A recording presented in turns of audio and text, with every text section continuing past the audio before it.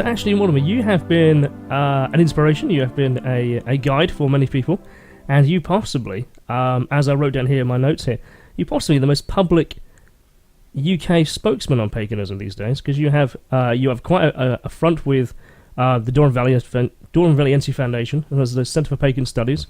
You appear very regular on the big questions, and you always to be the person that everyone goes to for an interview. How does it feel to be potentially the public face of paganism in the modern day? I don't know. I didn't know I was until you just told me. It's true that, we've got to face up to these things. Yeah, I have. I've done quite a lot of media, and I've done quite a lot of press.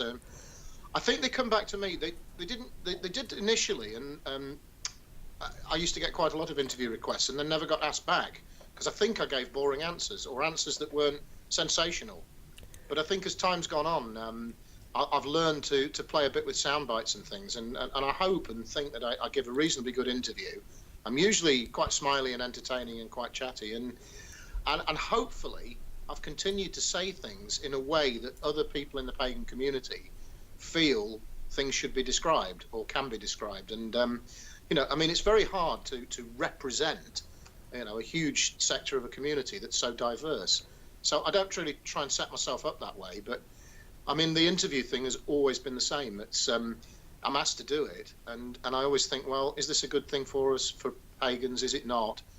And then there's always the question in the back of the head that says, well, if I don't do it, somebody else might, and somebody else might say something that everybody doesn't like or isn't accurate. And I seem so far to have led a sort of charmed life of hopping from stepping stone to stepping stone, of not making a fool of myself and not making a fool of paganism and the other pagans who are represented by some of the things that people like me say. But I'm certainly not the most famous pagan or the most public pagan. That's my ego won't let me agree with you there. Okay, that's fine. So on that note then, so where would you define you are in the universe, as it were? How would you describe yourself? Are you a pagan? Are you a witch? Are they the same? Are they mutually exclusive? Right here. I'm a two-legged creature with a spiritual reality to my existence, making a journey through incarnation in human form in roughly the 21st century Western world. That's where I am. That's where we are. We're sort of running around on the planet being surface chemistry, and I'm still connected to that bigger universe, which is, I think, part of where my paganism, my personal spirituality comes from. That's where I'm at, right here and right now. And that is the moment of change, the moment of everything transforming, standing on the brink of an abyss, standing firmly on Mother Earth, standing with my brothers and sisters in the craft and in the wider group of paganism, and trying really hard to be me and not let those other bits like the lizard brain and the ego and those things that we study in paganism and the craft get hold of me. It's a really interesting philosophy, how it basically is who you are here, right now, this is me, and I'm on a journey with everyone else, and how we interact with each other along the way, and that is our journey. So what do you think is the misconceptions then about, say, paganism in the modern world? Well, they keep changing. The same as... you're referring to the press and the interviews. The sort of questions I get asked now when I'm doing interviews are different to what they used to be. And there are people what were they before? Who've been around a lot longer than I have who used to get asked even worse questions. John Payne would be one of those people. No one's asked me if I drink blood or sacrifice children or anything. So I've been lucky there. But we seem to have moved to... the most common question I get asked is, so is it true you take your clothes off at midsummer and leap through a bonfire naked? And I think in a way that's indicative of the wider public opinion or view of what paganism entails, filtered through the lens of why a journalist might ask a question like that to get a good answer. But that's a lot better than the view that they had, 20 years ago or so. So although it's still not accurate, it's it's still a better position than we were in before. It almost sounds a bit like tongue-in-cheek, doesn't it? Do you really take your clothes off and jump through the fire? Do you do what they do in the Wicker Man? It's far too dangerous to do it with your clothes on. Absolutely. So it's paganism. What do people do these days? How would you describe? If someone it says they were a pagan, what would be their typical kind of view. So historically, the word pagan is a Roman word, paganus, man of the country, which the Romans, we believe, would have used to slightly derogatorily to describe the yokels and bumpkins that they encountered. What they used it for really was to mean people who are outsiders, people who are not part of the mainstream. And to some extent, that's still how the word is in use today. I mean, okay, perhaps 100 years ago, to call someone pagan would be plainly and definitely derogatory. Now, thanks to thanks to the repeal of the Witchcraft Act, the behaviours of various people within paganism over the last 100 years, it's now seen as something else. It's now seen as an outsider, a spiritual path, religious path. And these things are now understood by the wider public in a way that they weren't before. Okay. So is that because paganism now has all the religions and all the different thought forms? Is it because they're now being essentially taught in school, or there's now a wider acceptance and knowledge of them?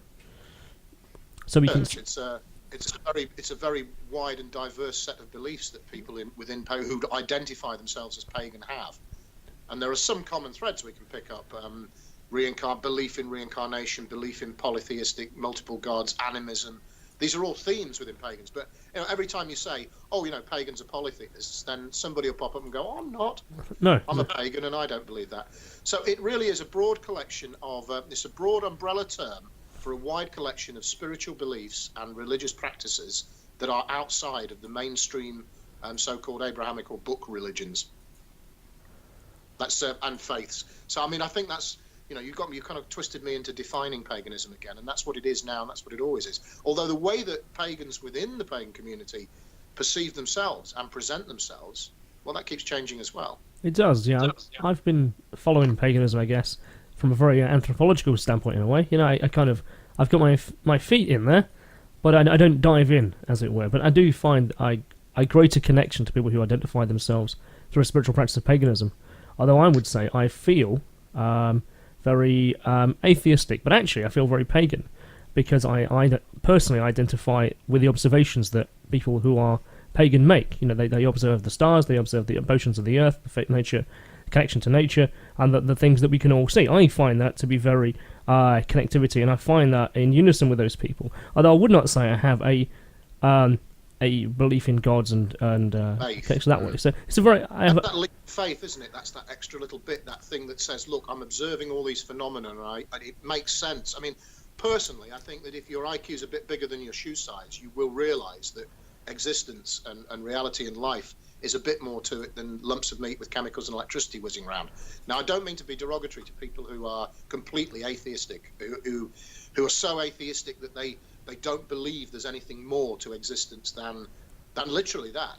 But I mean, it seems to me, and most people I've met in my life seem to say that they think there's something else going on. There's a world of force behind this world of form. There's something else to us that's a non-physical part of our existence, whether it just be brain matter, brain waves, chemicals, or whatever else. There's something else going on, and that's the key. What do you do with that belief or understanding?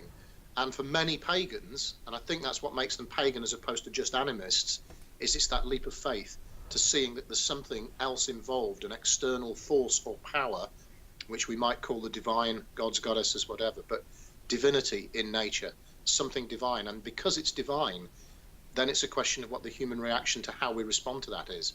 Do we worship it? Do we get down on our knees? Do we have a Gnostic experience with it? Do we see it within ourselves? Do we revere the divine within nature, or which most pagans do, actually, I should say. But it's an exploration and it's a journey. And I started off by saying that my personal journey is the same principle as many other pagans' personal journeys, and it's about answering that first question that you asked. Yes. Where am I? Where am I going? Where have I come from? In fact, the simpler the questions, the more difficult they are to answer, and I think the more profound the answers will be when we find them. Yeah, I would. That certainly feels like a interesting description of what it all is kind of summed up into something quite nice. So, what are the misconceptions then that, say, the outsiders have of people who are pagan? Is it that they are, I guess, you mentioned do child sacrifice, we throw people in fire. Has that ever actually happened, or is that just what people did along the time and we blamed them for that, do you think? Well, I mean, I think historically there's there's a case of bad press. There were political movements in play from human history. It's human nature, but the coming of currency, the coming of technology, the coming of money, wealth, power, and civilization, I suppose, the advance in civilization meant that human beings went up against each other or were trying to gain an advantage. And from a religious point of view, I think in this country it started probably, it started already, but it's the Norman conquest, and it's the Normans bringing of their culture to our islands to impose upon us their culture, which included their religion, which was Christianity. Yeah.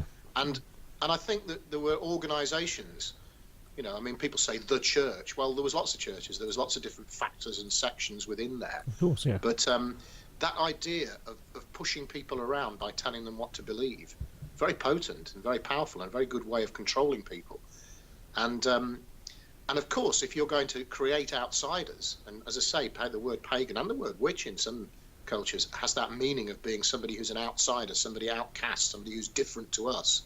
You set up the difference and then kind of demonize it, basically. And that's what happened. And that's where some of these misconceptions arose. And that's where some of these ideas came from.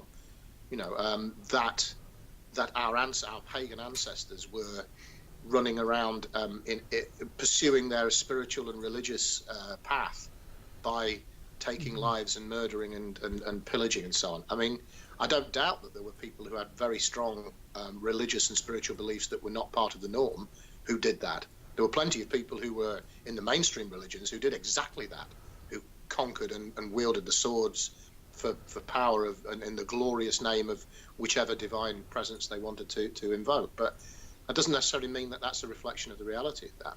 So, yes, people who were outside of the mainstream faiths and religions and beliefs, the so-called occultists, I suppose, were studying more subtle interpretations of reality. And in order to do that, you have to prod the boundaries a bit.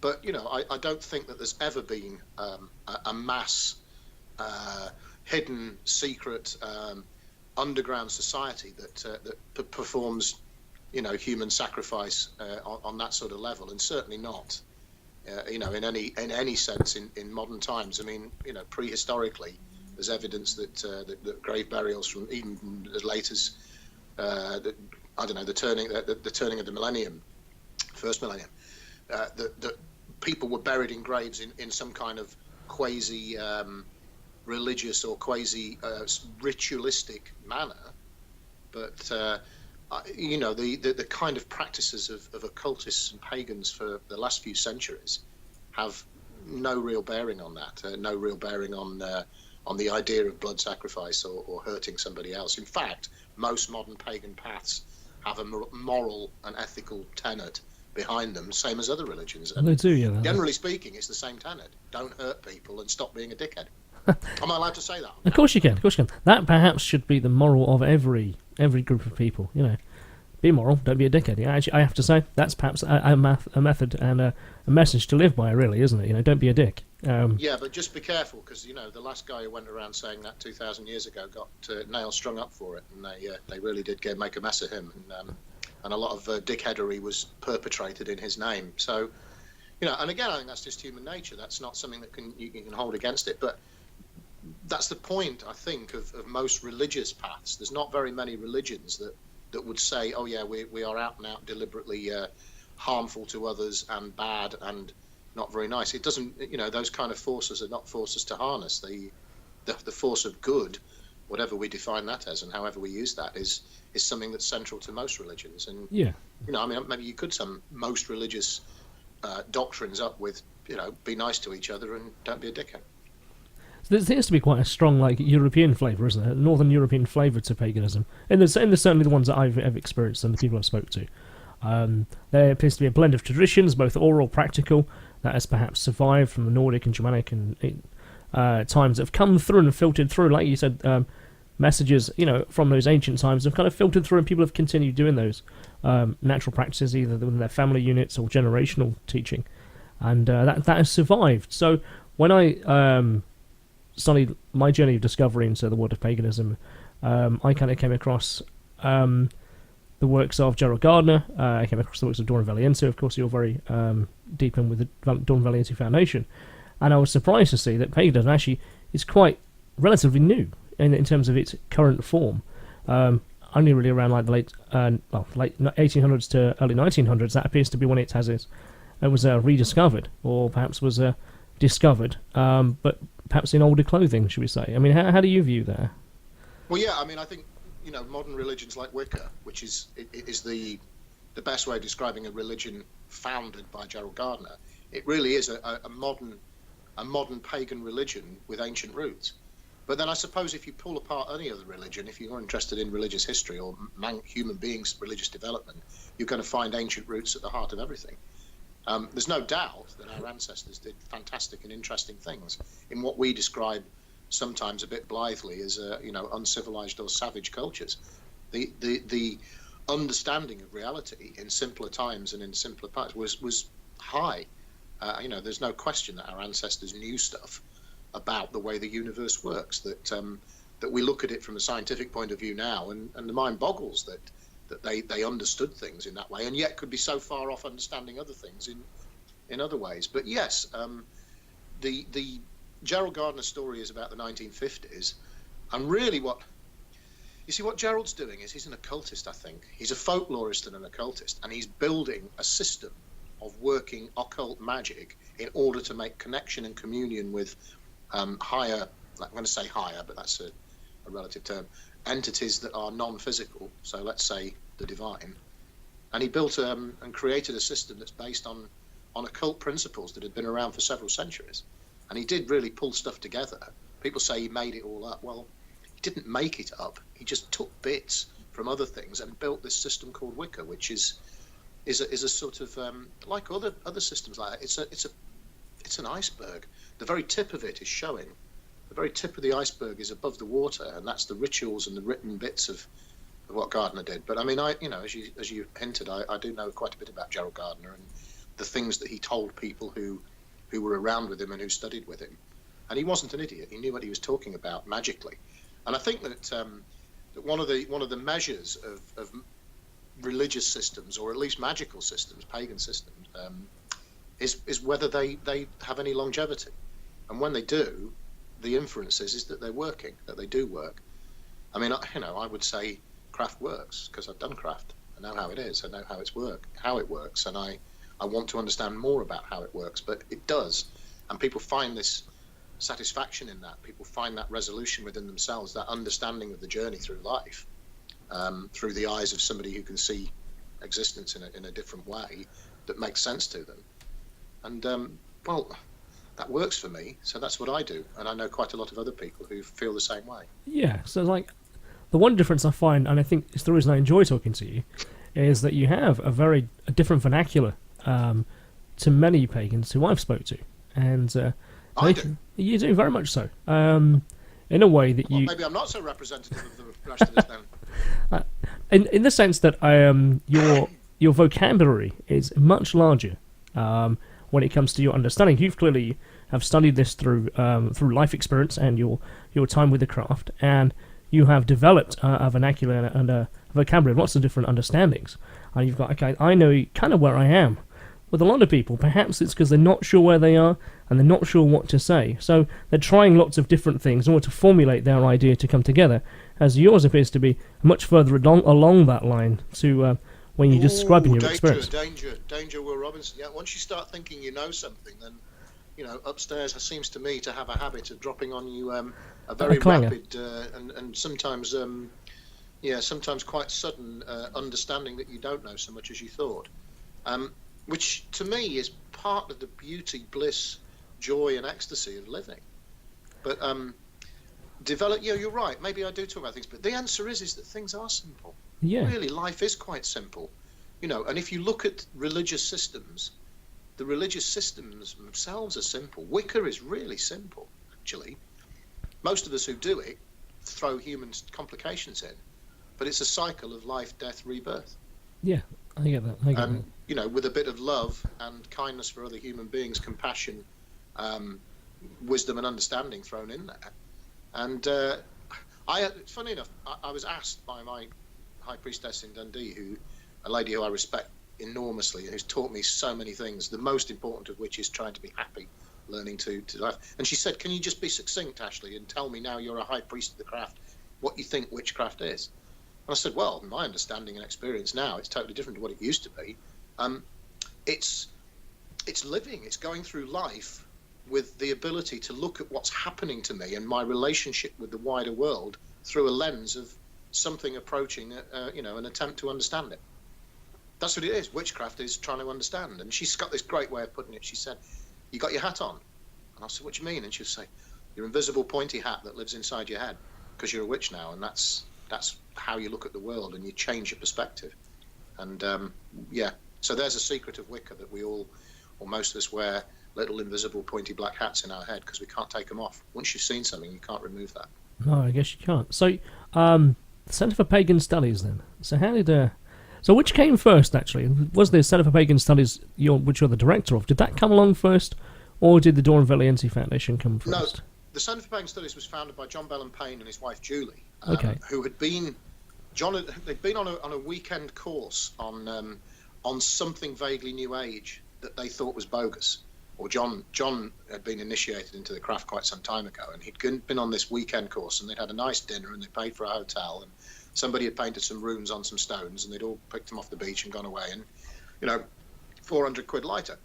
And John thought, hang on a minute, there are people out there who are looking for this understanding behind the world. Maybe they're not all suitable for witchcraft or paganism or Wicca, but there are subjects that we could do, and they happen to have a decent sized property in which they started putting on talks by various people, themselves included, John included, gave several talks on similar subjects. And the premise of the Centre for Pagan Studies was to educate people, or help people to find their own education without it costing them a lot of money and without someone profiteering out of it. And it just so happened, which again, my high priestess in Dundee says if she ever writes her autobiography, she's going to call it. It just so happens, a funny thing happened on the way to living and dying. It just so happened that Doreen Valientee, who lived in Brighton and nearby, took an interest, came to one of the talks, liked what was going on and the premise of what they were trying to do, and wanted to get involved. And she and John became friends, and then they did some magical stuff together as well. And after Doreen passed on and she left her legacy to John, he decided to form the Doreen Valientee Foundation, to which he donated the entirety of the collection of magical books, papers, documents and artifacts that Doreen and himself, with Doreen together, had amassed. And the Doreen Valientee Foundation was born. So the simple answer is Centre for Pagan Studies first, Doreen Valientee Foundation second. Doreen Valientee Foundation's goal is to protect and preserve and collect artifacts and documents and learning and information and start to propagate it. And the Centre for Pagan Studies is one of those mechanisms by which we can help to share the knowledge that's within that collection for those who want to seek it, and to the wider public as well. All right, I understand now, thank you. So, Centre for Pagan Studies, are you doing talks yourself on a regular basis through that avenue? That venue? I'm doing a lot of talks, actually. I do a lot of talking, funnily enough. I perhaps need to shut up a bit, really, but until upstairs tell me to shut up, then, if they said, be quiet, Ashley, then I will. But yeah, I do. I'm out and about giving talks under the banner and name of the Centre for Pagan Studies and the Doreen Valientee Foundation, and it depends on the group that I'm talking to. I've done, as you say, media and press, but mostly pagan conferences and pagan events. But then there's things like Pagan Pride, where that touches the wider public a bit. And I've done talks and lectures at the British Paranormal Association and various other interested fields that are interested in paganism. And I've got involved in some faith groups as well, some interfaith and multi-faith groups. There's a few. We've done a few. There's a few sort of secretive. I say secretive, but there's a few meetings of other faith groups that go on behind closed doors, and I get invited to a few of those to sometimes give a presentation. And I'm doing one in Nottingham in a few weeks that's on the subject of exorcism, and there'll be people from various faith groups and people from some other organisations relating to mental health and that sort of thing, who will be getting together to do a seminar. So I don't think I'm actually presenting at that one, but those sort of interfaces with the rest of the world, I'm doing quite a lot of those. And, no, actually sounds sometimes like good. With the banner of Centre for Pagan Studies and Doreen, and sometimes just because I don't know, maybe I come up in Google or something as biggest idiot or loudest mouth or something. No, it's quite, you talk about the subject of exorcism there. That's quite an interesting one, because of course everyone has within the respective faiths, they have their own view of what is causing that effect. And so it may have possibly been, as that religion was formulating its ideas and trying to write it, scribe down and trying to understand and develop the world, they were seeing people who had issues, whether they be mental, whether they be spiritual or physical, happening to them, and they decided to write it into their scripture, into their understanding, whether it be oral and physical traditions. It's become part of their faiths, whether it be Christianity or Islam or the Sikh. And it's very interesting to understand how paganism sees that, because I guess as it has existed from time immemorial, trying to understand the world, that would have been seen with people who have epileptic fits, or people who are having mental health issues, or having those kind of experiences happen, whether they are paranormal, whether there's an external force acting upon that person. To have, like you said, an interfaith discussion about how that is seen by different people is really quite powerful. That's really good to know that that's actually occurring. That's very important. I mean, there's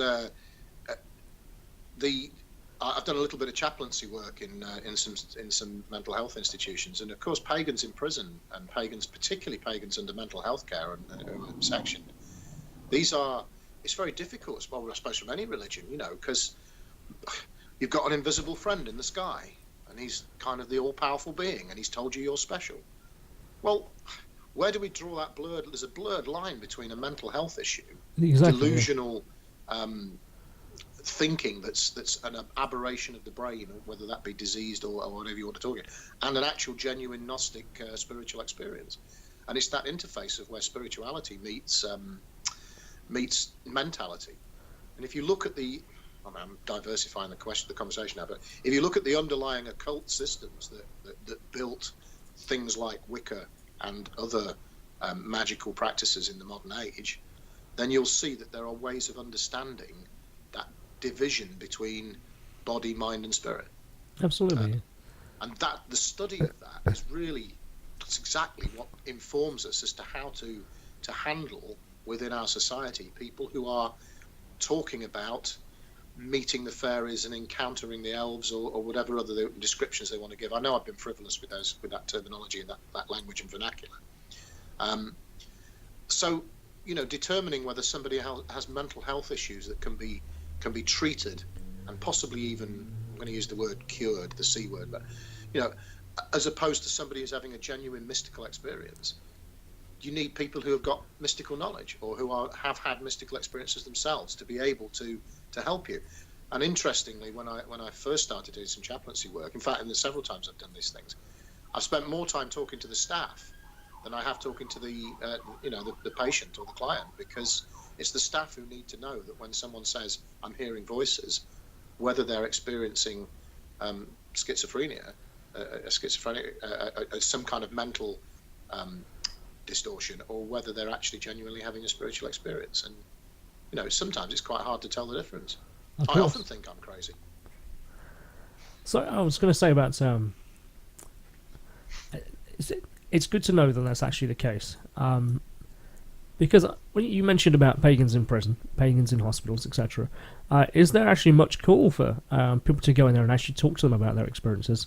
Because I've got some friends, you and I share Farouk, in regards to he talks to people who of the Islamic faith who go to hospitals and so on, and they have someone to talk to, and I'm very unaware of any pagan effort in that regard who actually goes like chaplaincy to go to hospitals. Is that dealt with by the Pagan Federation?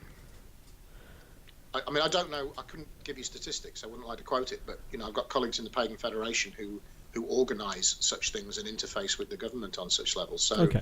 I think if there was, you'd be hard pressed to not be able to contact somebody who'd be willing to visit you as a pagan if you were in either hospital or prison. And that does vary from bits of the country to bits of the country. Yeah, I guess, of course, yeah. A lot of that depends upon who's in charge of chaplaincy services in that particular health authority's establishment.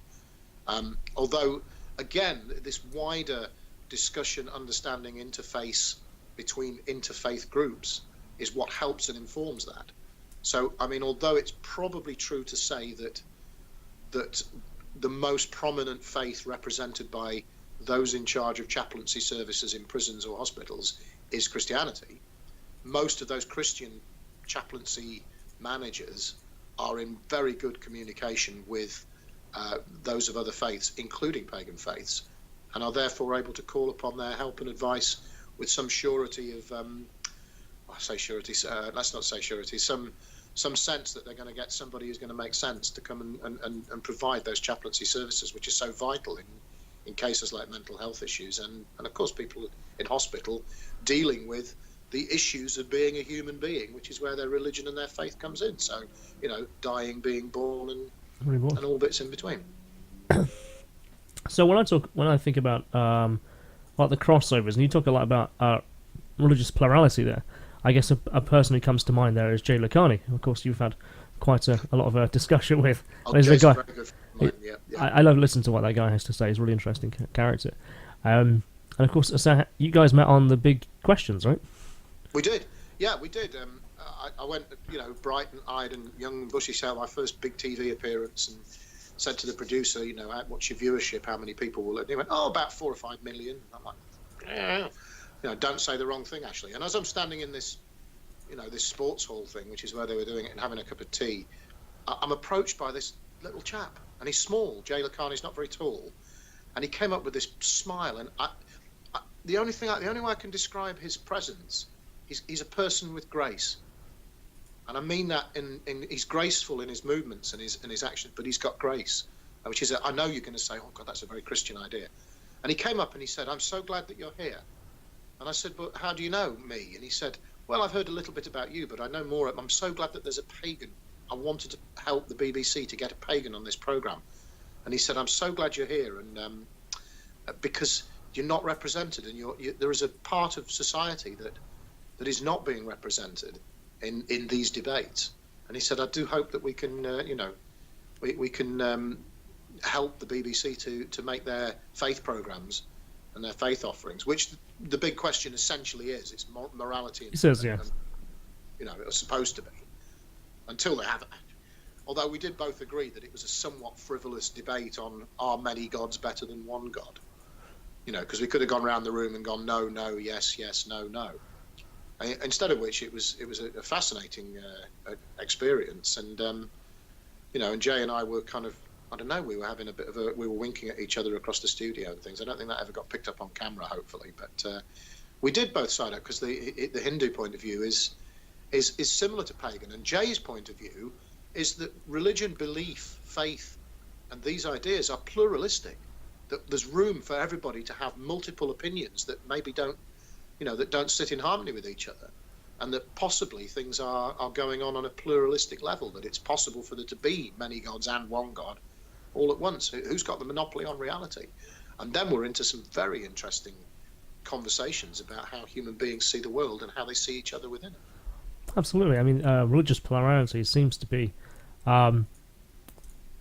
it's a way to make sense of many gods and one God, whether it be simultaneously holding both viewpoints simultaneously, which we do that all the time. We can watch a movie and we know it's a movie while understanding actually it's very real because the actors were there, the producers were there, but the semblance it gives, of course, is a continuing like a movie. So you can have the dual narrative point of holding. Well, I know it's a fake environment, and I know that no one there really got hurt, but actually it looks like it did, and I can enjoy it for that. You can hold both positions simultaneously and enjoy it. That's right, and that's a suspension of disbelief in order to enjoy the movie. And I know that sounds like a slightly frivolous way of describing it. I mean, spirituality and religion are not entertainment, although they are entertaining, or can be, especially when you're watching other people doing it.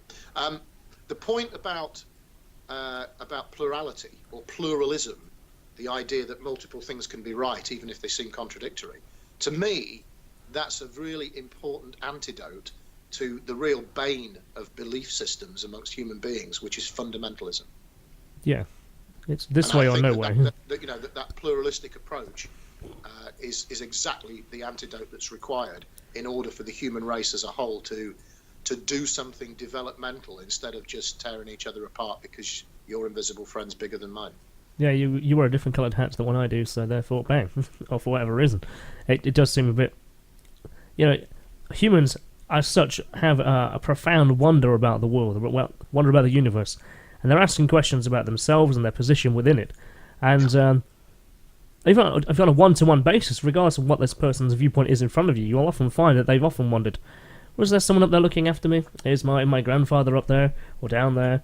And they want to talk about that on a one-to-one basis. Looking after you. It's you. It's you looking after you. So, there are those that say it's all within the one. It's a microcosm, macrocosm, and within the one place is all the other things are contained within it. And outside of that, everything contains the one as well. There are people who think of a subjective universe. There's all these very interesting philosophical, logical points of view that can all come together, and I don't see why faith or religion should be kind of exempt from having to be examined scientifically like that if somebody wishes to do so.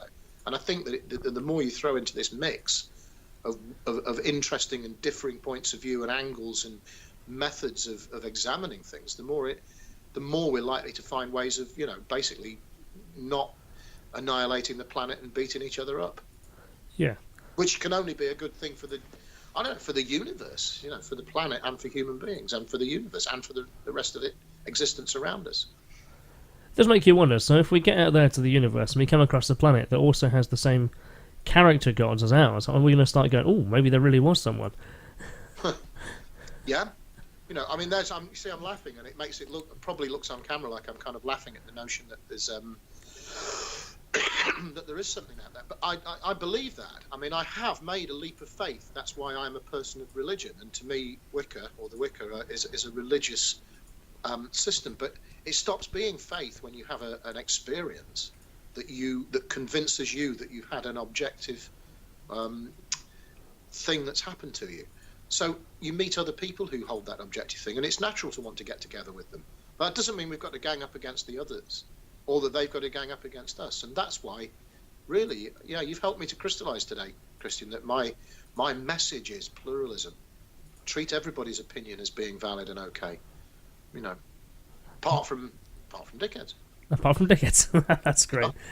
I was wondering what I'm going to name this episode. I've got one now. Don't be a dickhead. So I was looking back. My name is Ashley Mortimer, and I'm a dickhead, or I used to be at least, until a very, very good set of experiences persuaded me not to be. So I'm appealing today to all dickheads out there: repent now.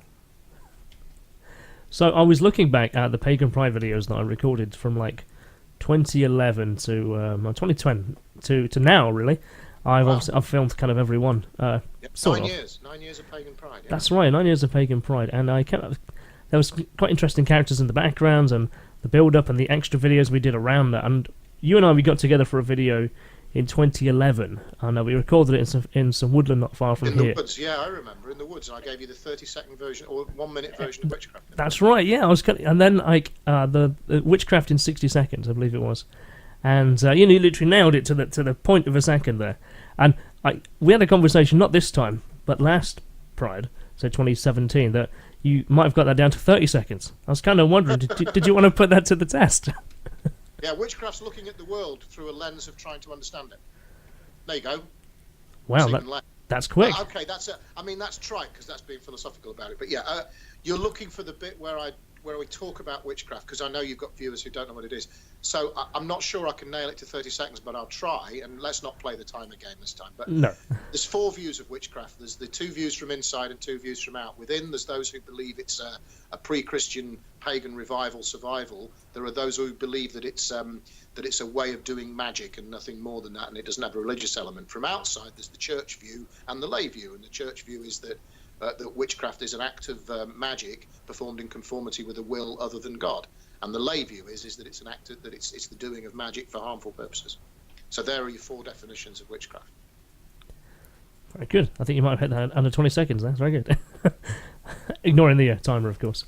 But yeah, so how did you get involved with Pagan Pride, can I ask? Because we met at the Dragon in Nottingham, which is a pub that used to have... It was a very interesting place, because where Spellcrafters used to host its Monday get-togethers, where lots of different people, lots of different ideas came together. I can remember there was quite a few philosophical people. There's quite a few people not of different faiths. There was quite a few people from the Philosophical Society would come there. And there was an interesting melting point of lots of different points of discussion, which is the reason why I started coming in the first place, which is, of course, where I met you, where I met Esme, and that Pagan Pride then took off as a bit of a coalescence of some of those people's ideas. So is that where you came into the whole fold with that? Sort of. The pagan scene is full of things called moots. A moot is an old word meaning a get-together, a gathering, and a discussion about things.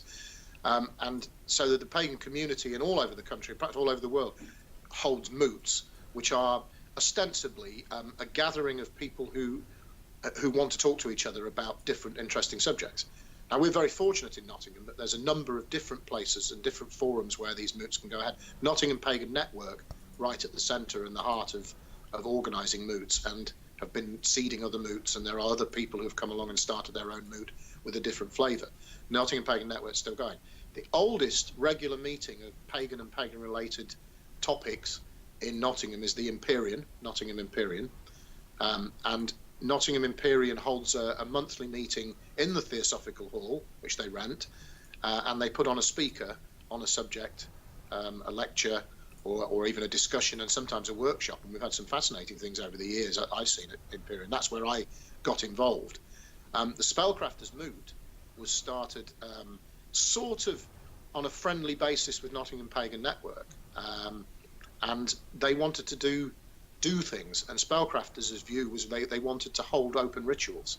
They wanted to hold a public celebration of the seasonal cycles along a modern pagan theme in Nottingham, and did so and do so. Nottingham Pagan Network was about being a network, was about being at the centre of things, and they still hold a moot fourth Wednesday of the month, Lincolnshire Poacher, Mansfield Road. It's an open public forum, as many pagan moots are.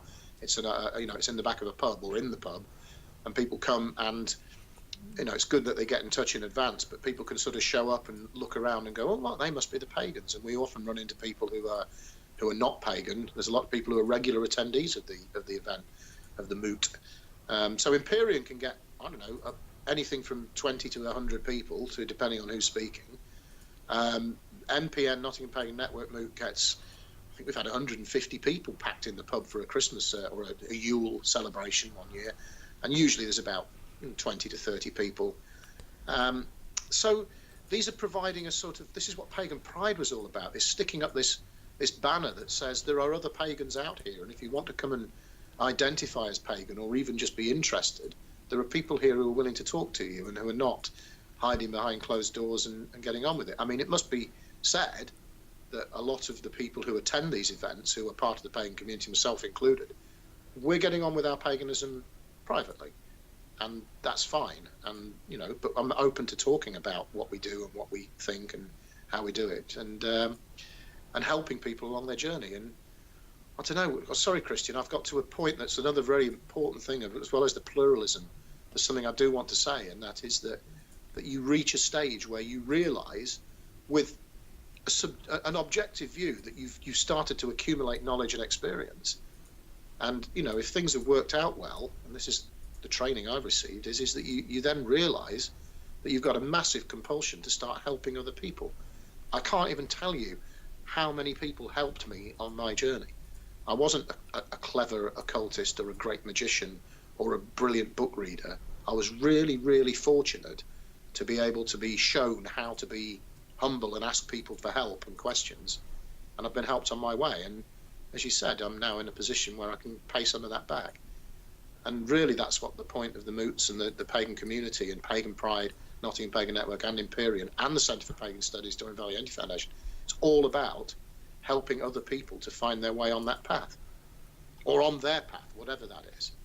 And we've got friends in other faiths. And you mentioned Farouk, and there's people like Matt, who's a lay minister in the Christian church, who's very well connected to us. In fact, will be taking part in some of the seminars and the other interfaith things that I do with together. And it's about helping people to find their path. And whether that's a Gnostic path or an atheistic path or a full-on faith path, I think probably most of us would discourage fundamentalism and fundamental behaviour, but helping individuals, and you can do that by sharing your experiences and sharing your knowledge. So for pagans, and for people who think they might be pagan or who just want to find out, come to a moot. That seems that's what I did with Empyrean, and I ran into a guy who helped me find my way to witchcraft, and within a few months I was, attending full moon ceremonies in the woods at night. That's a very it's an interesting reflection of a journey that you've had, and it's something like I feel a kinship with just with other things. You learn, you accumulate knowledge, and you feel a profound feeling and a want to discuss, to talk, and to share, and to give and support other people, because that actually fulfills you in a way that enriches you, but you know that also enriches the person who's with you, and that's a really powerful feeling to have, and it's a really humble feeling to have too. Yeah, I mean, humility is something that the craft teaches its priests and priestesses, high priests, high priestesses, and that humility, being able to overcome your own ego enough to get hold of yourself enough to be realistic about things. And I mean, I can be a bit self-deprecating sometimes, and I do that mostly to remind myself not to be a big head. Don't be a dickhead, the primary directive of what we're talking about here. And that then makes it possible to pass things on, and you have to kind of have an acceptance that you do know stuff, and you can show people stuff. So there you go. There is the great scripture of Ashley's religious path, and what I've got to offer the world is, come and ask me, and I'll show you stuff. Because that's what happened to me, and by asking people and approaching people who I thought, you sound like you know what you're talking about, that's fun. And I know you're a little bit that way as well, aren't you, Kristian? Very much so. I kind of in your nature to find somebody interesting and go, I'll have just a prod and see whether they'll tell me anything. Yeah, I guess so. I mean, not just with paganism either. I guess I have a flavour for the knowledge of the world, and things that I think other people would find interesting is what I choose to share and discuss. If I'm finding it interesting, I'm pretty sure someone else might find it interesting. And I've kind of gone on a bit different then, I think, because I'm less bothered about whether other people find it interesting when I want to pursue a subject. Oh no! So what I meant was, if I was to learn something, I think, okay, so I think someone else would value from that. Oh yeah. So if I was just to share that, whether it be social media, whether it be in a conversation, they might go, I actually find that interesting as well. Then we can have a discussion about it and find out a bit more about it. And I think the thing is, learning's not cheap. No. There's a price to pay, and I don't mean the price of buying a book. I mean that you have to invest a bit in it. You have to be willing to work. And I mean, I know that there are paths in certain pagan faiths that appear on the surface to be a little bit facile, but actually it's quite difficult. That journey of understanding of the universe through understanding of yourself requires you, and this is an occult principle that underpins more than just Wicca and witchcraft, it requires you to get over yourself, and that ain't easy. No, because really your ego wants to pull you back. It's not something you do once in your life and then you become this thing, this priest, this whatever it is. It doesn't work like that. There's a constant ongoing test to stop being a dickhead. Yes, it's a way of life. Don't be a dickhead. And it really is a way of life. You have to live. Oh yeah, because we're all capable of it at any moment. Because when you said, "Where am I?" Right now, I'm standing on the threshold, this here and now of behaving like a dickhead or saying something stupid or hurting somebody else, and it's very difficult to. It is difficult, and it doesn't ever stop. Just because you've got some experience that leads you to be quite good at not being a dickhead, and then it doesn't mean that you're not in absolute danger of falling into that pit. And I have to admit, I can be a real dickhead sometimes, and I have been recently, and I probably will be tomorrow as well. Specifically tomorrow, but yeah, I do understand the philosophy where you're coming from, that and the wording you're using there. I get that, I really do. Man, I mean, I like those words. I like that. I like the humour. I like the fact that we can be simplistic about things and maybe a bit humorous about it, because humour's a nuance to understanding that helps us to get things. If you get a joke, then you. The laugh is then on us and on the person. You get it. Yeah. Humour is very. It's a powerful method of delivery. Actually, you can sit back and breathe that sigh of relief that it was a joke. But then you think back, and actually there might have been a message attached to that, and you think about it. It's a really powerful two-way threshold there. And I listen to a lot of Joe Rogan, who of course is a well-travelled comic, and he talks a lot about that. And the fact that if you understand it as a joke, and there's lots of messages that are shared back and forth between the person who perhaps is delivering the message, the talk, and his experience and his life, or her life, not to be sexist, of course.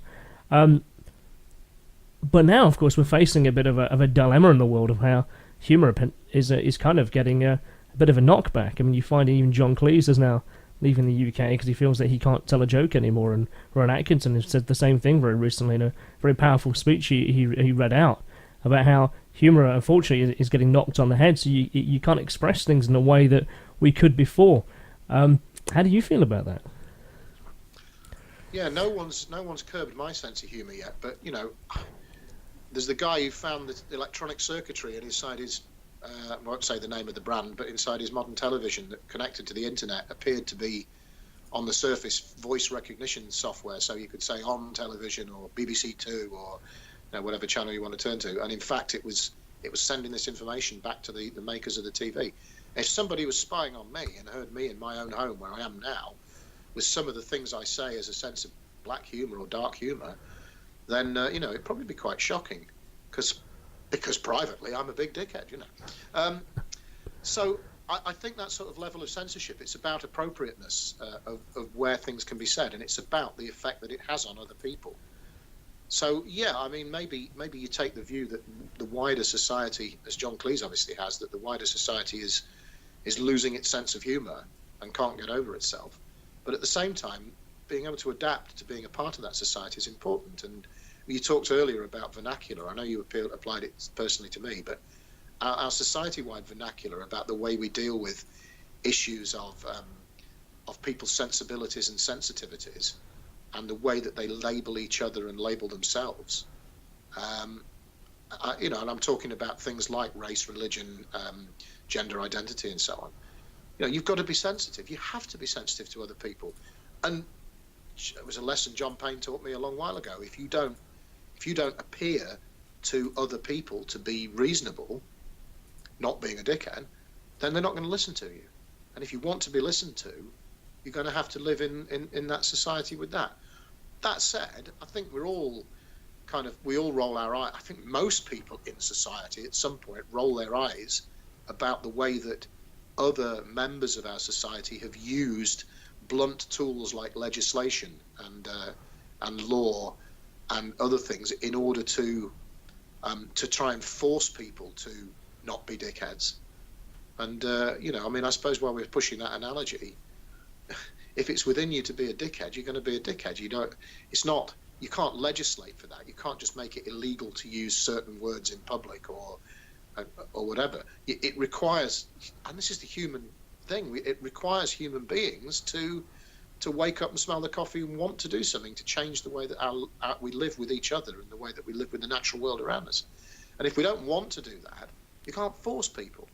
I mean, yeah, okay, I'm not saying I'm against legislation that makes recycling important and charges us 5p for a plastic bag in the supermarket. That's okay, and I think that's right. But really, it's a willingness within human beings, and that comes from being in a society where our societal group, stereotypical archetypal values and ethics and morality changes and moves around. So there's a fluidity, like you said. There's a flow. You have to work with. You have to kind of take the time, come back a bit, push it out a bit. And I think the very British kind of sense of humour. The unpleasant, filthy joke that I tell you off camera isn't the same as I tell any one of your viewers that can see it. Yeah. I mean, I am, as you know, I'm a person who's kind of comfortable within my own skin, and becoming more and more so when I do these interviews and whoever the audience is. But the sort of thing that I would say to you as an aside remark in the pub isn't the same thing as I'm necessarily going to say on camera. So there's an appropriateness of vernacular language that needs to be used at the right time. You know? But I mean, please don't. I still think I'm a nice guy. I still think I'm a good person who's got a good outlook. And privately at home and within my small groups of friends, I hope that people like me and they don't think I'm a dickhead, and that I'm not. But I think all I'm trying to say is that there's a time and place. You say, it's the context in which they're said that's just as important, and the nuance and so on. And I mean, okay, John Cleese is entitled to clear off elsewhere, and well, he's gone. He is no more. He has ceased to be a British citizen. He ceased to be. It's gone. That's great. But Ashley, thank you very much for your time today. I know you said you're heading out this evening. So I wanted to thank you again for your time here today. It's been a wonderful discussion, and hopefully we can do it again soon. I think there's certainly much more room for a lot of discussion. So, we spend an hour talking about really good stuff, and we always feel, I don't know about you, I always feel we come away just having only scratched the surface. Yeah, literally just a scratch as well, because there's lots of different places that things can go. So we should arrange sometime in the future to do it before it's too late. Maybe we could force ourselves to have an agenda, and then you can force me to answer the questions that, whatever, or encourage, people to say what it is they want to talk about. I mean, I hope that these conversations stimulate other people to talk about absolutely rich topics. Yeah, absolutely. I think when you open the floor up and you have a discussion, you literally have a one-to-one back and forth, and people go, I want to ask that, because when you put on the spot, does anybody here have any questions? Everyone has a question, but no one puts their hands up. Only not on my talks. Well, I don't know. Maybe that's true. Yeah, no one ever puts their hand up. Does anybody have a question? And then afterwards, you finish the talk and you're packing up your notes and you're thinking, I'm going to get home and have a cup of tea. And there's a queue of people going, just wanted to ask you about this. Yeah, what's your opinion? Okay, you could have shared that publicly, but hey. But maybe that's what people really want. People want that one-to-one conversation rather than a group discussion about their views. Well, I mean, the way I developed my personal... God, we're back into the interview again, aren't we? I mean, for me, Wicca and witchcraft is taught face-to-face. It's eye contact with somebody who's teaching you and showing you how to find your own journey and your own wisdom. And it's done face-to-face. It's not done through a book. It's not done through a correspondence course. And I've been lucky enough to find people who've been willing to show me and teach me, and I'm lucky enough to be able to pass that on to others. But opening that discourse up and having a dialogue that's two-way, that's really important. Yeah, it is. Yeah, multiple ways, pluralistic dialogue. Yeah, it's the way I've found. Anybody and everybody. That's good. That's the way I think about things too. It's really the why I've kind of re-began this podcast as A Curious World. It allows me to, open the floor, open the conversation. And if I can find an interest in something, I want to talk to the right people about it. And I find from that, I've got people going to me, I'm so glad you spoke to him. I didn't know about this, and I feel like I'm much more educated from beyond that. And I found that because of that, my audience is growing a bit. I feel I'm growing a lot. I feel the person I'm talking to is enriching as well. So I think it's a multi-purpose, multi-flow benefit for everyone, really. So no, I think that's fantastic, and I mean it's a pleasure to come and take up your time and give you things to broadcast about, because I think what you're doing is that conduit for allowing people with different opinions, and there'll be people you'll have on the podcast who think I'm a dickhead, or who don't agree with what I say, or whatever else. And the wider that is, the wider an audience that is, all the better. So.